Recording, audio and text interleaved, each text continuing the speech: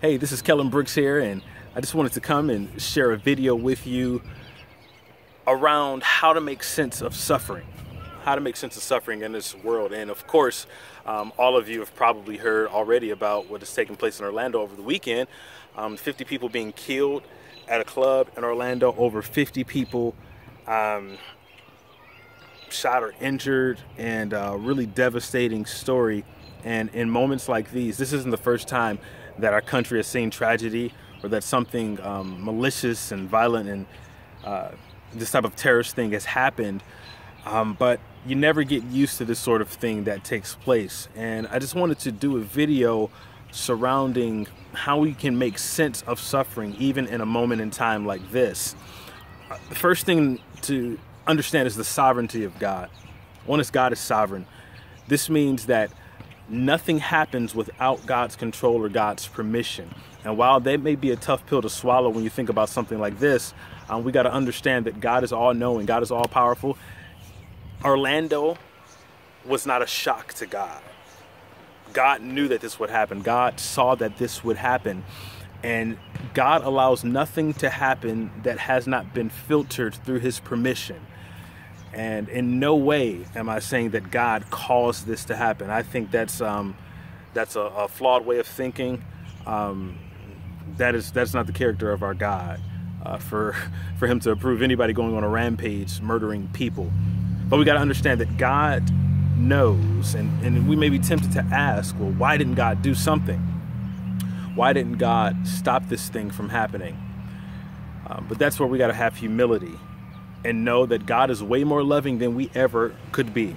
God knows way more than we know. He's more caring than we are. And it would be ignorant of us to say, if we were God, what we would do.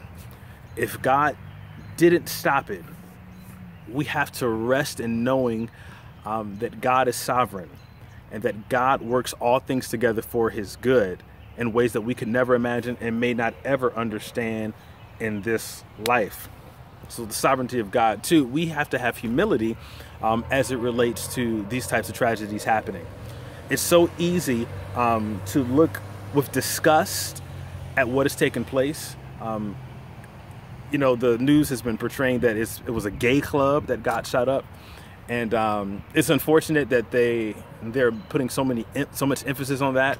And that has really just given fuel to, you know, religious radicals, far right-winged individuals, and even some people in the church, unfortunately, who as a result of that, they're casting judgment and say, see, they was at a gay bar, a gay club, and they shouldn't have been there. Well, we got to exercise some humility, because the reality is that we have all been places that we should not have been. We've done things that we should not have done, and God's grace kept us from getting found out, or kept us from something bad from happening to us. So I think that we've got to operate with humility and know that if it wasn't for the grace of God, that would have been us as well. We got to have humility in that regard. We got to know, one, that we don't know more than God. God knows everything. God has everything in control, and we can't be the mouthpiece that says that this was God's judgment or God's condemnation. You can't say that. You can't make comparisons to Sodom and Gomorrah and things of that nature. You just don't know. And truthfully, if God lifted his hand off of us, some of us wouldn't be here. So it's God's grace that covers. You don't have to approve of the lifestyle, but you got to have humility in how you deal with this thing. The next thing is individuality. And we ask, why didn't God do something? Or why didn't... it's the question why, pretty much. People are individuals, and God has made us free moral agents. And you cannot have love if you don't have choice. You can't have love if you cannot choose between right and wrong. And every day people make decisions that are bad decisions. Every single day people are making wrong decisions, making right decisions, and whatever decision we make, we eat the fruit of that decision. And unfortunately, there's some bad decisions that we make that have negative impacts for other people. God allows us this free will, because if we don't have the opportunity to choose wrong, we won't choose right. If we don't have the opportunity to choose, then we would just be robots. There would be no love. Unfortunately, somebody made a bad choice, which resulted in 50 people being killed and over 50 people being injured. So we have to remember that when we go through life, that there are some things that we have done that have offended others, that have hurt others, and somebody asked God the same question that some of us asked God about Orlando. Why didn't you do something, God? Why didn't you stop it? So no, we can't change other people, but we need to make a choice to change ourselves. And if everyone would put that same weight and emphasis in changing ourselves that we do on trying to change other people, the world would be extremely better than what it is right now.